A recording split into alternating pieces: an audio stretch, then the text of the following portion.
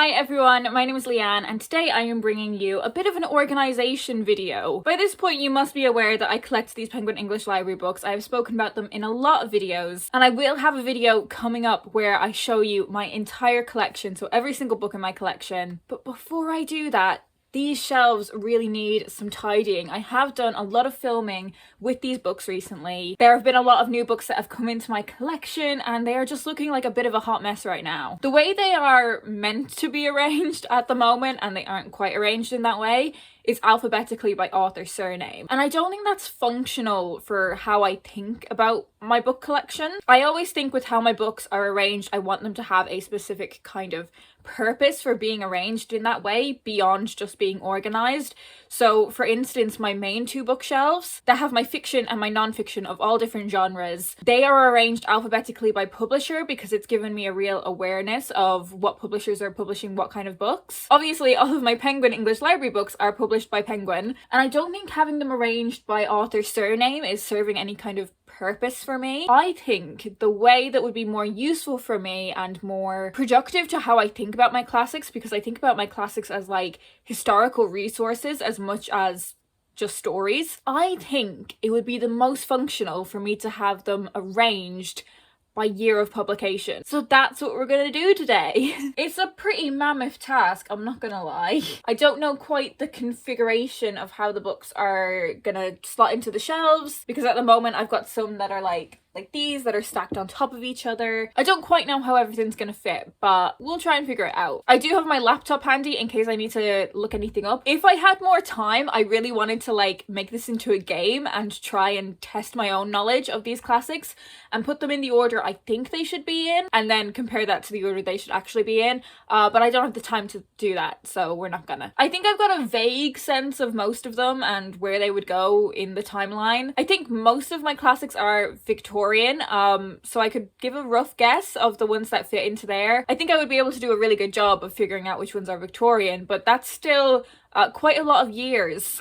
So I think there is going to be a lot of looking things up for this. But I thought I would bring you guys along with me. Without further ado, let's get into it. Is that the order?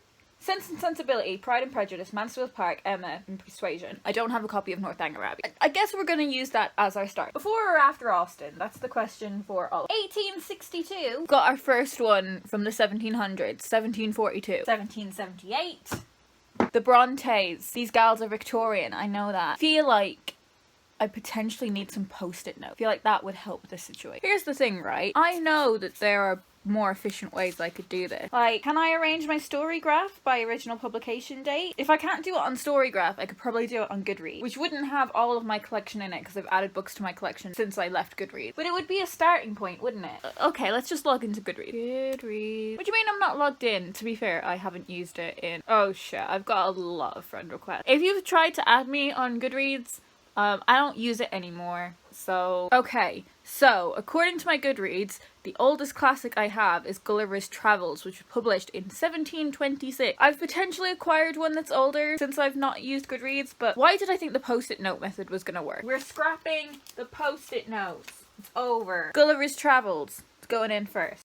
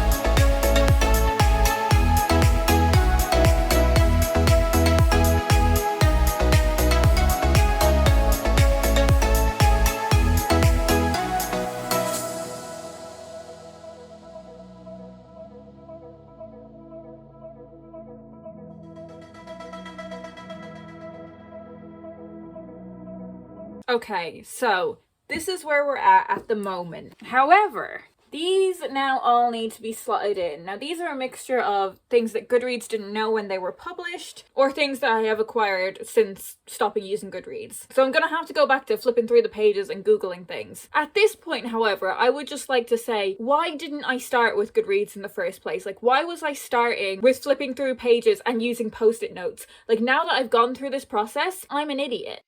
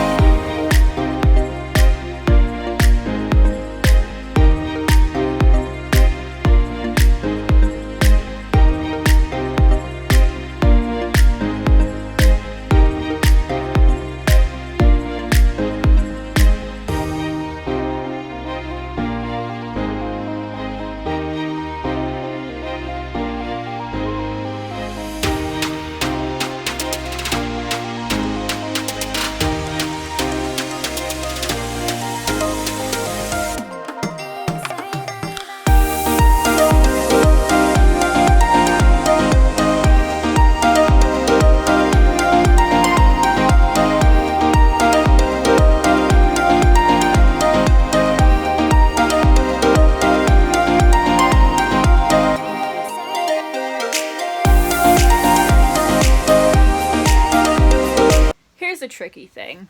So I've had a couple of instances of this where they've been short story collections where the stories have been published in different years, obviously. So I've just gone with the lead story, the one that's like the title story. Daisy Miller and The Turn of the Screw, both named but published 20 years apart. I think I'm gonna go with Daisy Miller just because it's the first one named and I have to do this based on something. And maybe this was a stupid idea, but I've committed to it now and I'm not going back on it.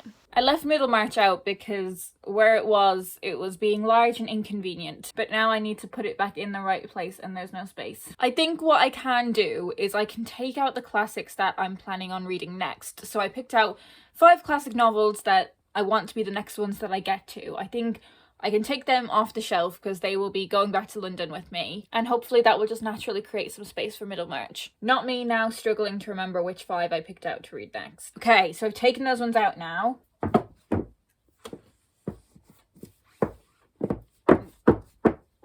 And there we have it, Middlemarch, top of the pack where she rightly belongs. I've done it. I will do a full little scan of the shelves so you can see them in all their glory, but I'm feeling quite pleased with myself. I'm happy with how it looks. I am leaving the country, so I won't be able to appreciate it for very long, but I'm gonna know that they were arranged really nicely. I have created so much mess when doing this though. Let me know down in the comments if you have any unusual ways of arranging your shelves. If you don't have anything specific to say, just leave me your favorite emoji, slag me off for using post-it notes because that was a dumb idea. That is all I'm gonna talk about today. I hope you guys are doing well, and I will speak to you in my next video.